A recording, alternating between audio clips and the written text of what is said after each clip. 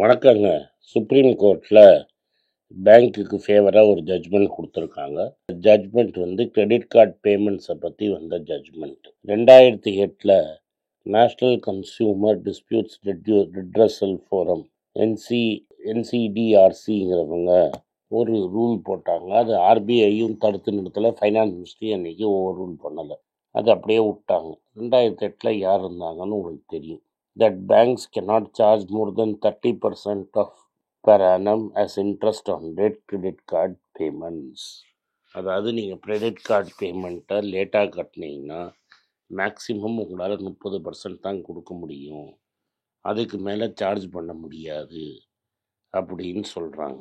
Normal டைமில் interest rate வந்து என்சிஆர்டிசி என்ன சொல்லுதுன்னா, பேங்க்கோட ரேட்டு வந்து பெஞ்ச்மார்க் ரேட்டு, பேங்க்கு கடன் கொடுக்குற ரேட்டு 10லேருந்து 14-15% இருக்குது.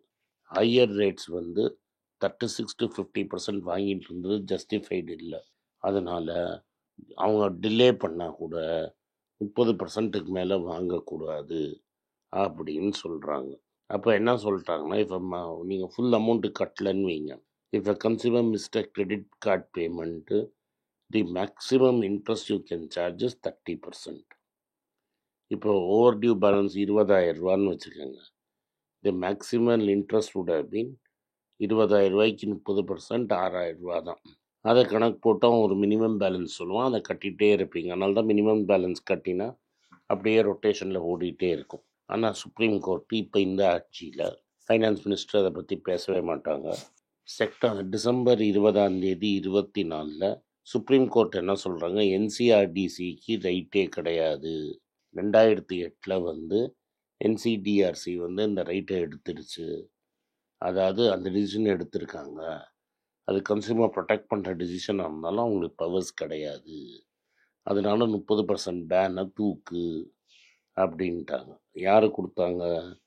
Justice Bela Trivedi and Satish Chandra Sharma. அவங்க என்ன சொல்கிறாங்க, பேங்க்ஸ் வந்து சொன்ன மாதிரி என்சிடிஆர்சிக்கு வந்து lacks jurisdiction to impose a cap, அவங்களால ஒரு கேப்பை வைக்க முடியாது. இன்ட்ரெஸ்ட் ரேட் வந்து எப்படி டிசைட் பண்ணோம்னா, மார்க்கெட் கண்டிஷன்ஸ் அண்ட் ரிஸ்க்கை வச்சு தான் நாங்கள் டிசைட் பண்ண முடியும் அப்படின்ட்டாங்க. அப்படின்னா என்னென்னா, நீங்கள் என்ன வேணால் இன்ட்ரெஸ்ட் ரேட் போட்டுக்கோங்கன்னு. நான் பேங்க் என்ன பண்ணலான்னா, இன்ட்ரெஸ்ட் ரேட்டை எந்த ரேட்டில் வேணால் வைக்கலாம், 40%ல் வைக்கலாம். அப்புறம் 20,000 ரூபாய்க்கு வந்து நீங்கள் 8,000 ரூபாய்க்கு கூட போட்டுக்கலாம். இப்போ 20,000 ரூபாய்க்கு 6,000 ரூபா இருந்தது, 20,000 ரூபாய்க்கு 8,000 ரூபாய்க்கு கூட போகலாம். பேங்க்ஸ் வந்து இன்ட்ரெஸ்ட் ரேட்டை எப்படி வேணால் அட்ஜஸ்ட் பண்ணலாம். அந்த ஆளை கேட்கவே முடியாது. கடன் வாங்கினவன், market condition, individual customer risk profile, இவங்களுக்கெல்லாம் ஜாஸ்தி கடன் நாங்கள் வாங்குவோம் அப்படின்னு சொல்லியிருக்காங்க. அப்போ வந்து இந்த பேங்க்கெல்லாம் வந்து கட்டத்தில் போட்டிருக்குல்ல, ப்ரைவேட் பேங்க்ஸ்லாம் ப்ராஃபிட்டே இல்லைப்பா.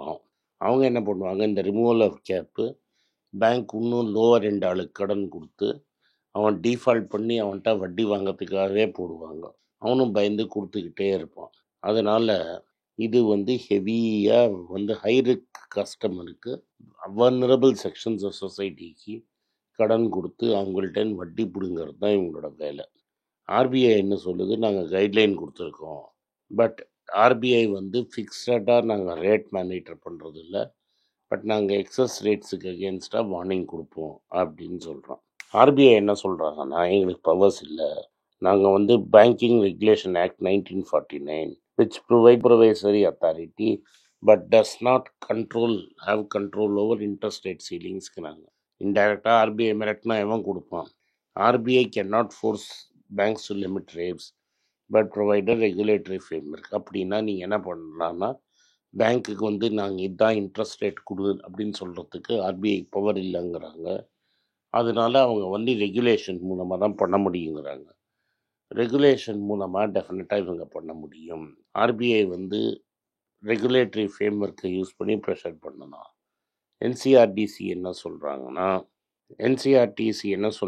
50% வரைக்கும் நீங்கள் இன்ட்ரெஸ்ட் வாங்குறீங்க, அது ரொம்ப தப்பு, அப்படிலாம் வாங்க முடியாது. ஆஸ்திரேலியாவில் 18லேருந்து 24%, ஹாங்காங்லேயே 24லேருந்து 32%, emerging markets Philippines, India, Mexico அதான் 36 to 50%.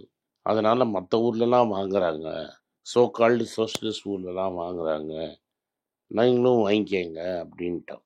இதனால் வேரியஸ் ஸ்டேக் ஹோல்டர்ஸ்க்கு என்ன இம்ப்ளிகேஷன் பார்த்தீங்கன்னா, நீங்கள் ஹையர் அண்ட் ஹையராக நீங்கள் ஃபினான்ஷியலுக்கு பேர்டன் ஜாஸ்தியாகும். Payments are delayed. நீங்கள் மந்த்லி பேமெண்ட்டை டிலே பண்ணால் உங்களோட இது ப்ரெஷரில் வரும். அதே மாதிரி கிரெடிட் கார்டு டேர்ம்ஸை நீங்கள் முன்னாடியே கரெக்டாக படிக்கலைன்னா டீஃபால்ட் ஆனால் நீங்கள் தான் அப்படின்னு தெளிவாக இருக்குது. கிரெடிட் கார்டு பொட்டன்ஷியல் அதனால் என்னென்னா இன்னும் ஹை ரிஸ்க் கஸ்டமர் லோக்கலில் இருக்கிறவங்களுக்கு கடனை கொடுத்து இன்னும் ஹெவியாக கடனை பிடுங்கலாம் அப்படிங்கிற ஐடியா. அதனால் ரெகுலேட்டரி ஆக்ஷன் கன்சர்ன் வந்து the debate no balance of power between consumer protection and banks financial அட்டானமிங்கிறது இன்னும் சரியா இல்லை. ஆக மொத்தம் பேங்க் என்ன சொல்கிறாங்கன்னா, தனிநபர் கடன் வாங்கினா பணத்தை கட்டியாகணும், ஆனால் பெரிய கார்ப்பரேட்டாக இருந்தால் ரைட் ஆஃப் பண்ணிடலாம். இதை நான் சும்மா சொல்கிறேன், ஹாலோவாக சொல்கிறேன்னு நீங்கள் நினைக்காதீங்க. இந்த வருஷம் இது வரைக்கும் போன 4-5 வருஷத்தில் 4,10,16,000 ரூபா இன்ட்ரெஸ்ட் ரைட் ஆஃப் கொடுத்துருக்காங்க. இந்த 10 லட்சம் ரூபா ரைட் ஆஃப்னா இன்ட்ரெஸ்ட் ரைட் ஆஃப் இல்லை, அமௌண்ட்டே ரைட்டன் ஆஃப். நாங்கள் முடிஞ்சால் கலெக்ட் பண்ணுறோன்னு சொல்லியிருக்காங்க. இது வரைக்கும் அவங்க ட்ராக் ரெக்கார்டு 5% தான் கலெக்ட் பண்ணியிருக்காங்க. இந்த ரைட் ஆஃப் பண்ணிவிட்டு பேங்க்குக்கு புது ஃபண்ட்ஸ் கொடுக்குறாங்க கவர்மெண்ட்லேருந்து.